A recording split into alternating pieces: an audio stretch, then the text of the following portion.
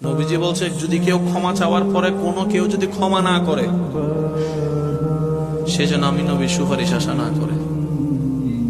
খুব মারাত্মক কথা, কিন্তু সেজন্য নবীজি বলছেন, হে আমার উম্মত, যার জামিলা হয়েছে, যার সাথে হয়েছে, তুমি ক্ষমা করে দাও, তুমি ক্ষমা করে দাও। সে ক্ষমা চাক না চাক তুমি মাফ করে দাও। তুমি যদি মাফ করলে তোমার ইজ্জতের কমতি হয়, আমি মুস্তাফা থেকে হাসরের ময়দানে তোমার ইজ্জত বুঝে নিও। তিন জিনিসের দিকে তাকালেই সওয়াব। এক নাম্বার আন-নাযার ইলাল মুসহাফ, কোরআনের দিকে তাকালেই সওয়াব, পড়া লাগবে না, পড়লে তো সওয়াব আছে তাকানো মাত্রই। দুই নাম্বার আন-নাযার ইলা ওয়াজহিল ওয়ালিদাইন, মা বাবার চেহারা, মা বাবার খেদমত করলে তো সওয়াব আছেই, টাকা দিলে তো সওয়াব আছেই, কিন্তু মা বাবার চেহারার নজরের দিকে যদি রহমতের নজরে একবার তাকান, একটা কবুল হজ করলে যেই সওয়াব, ওই সওয়াব আমল নামাই দিবে কে?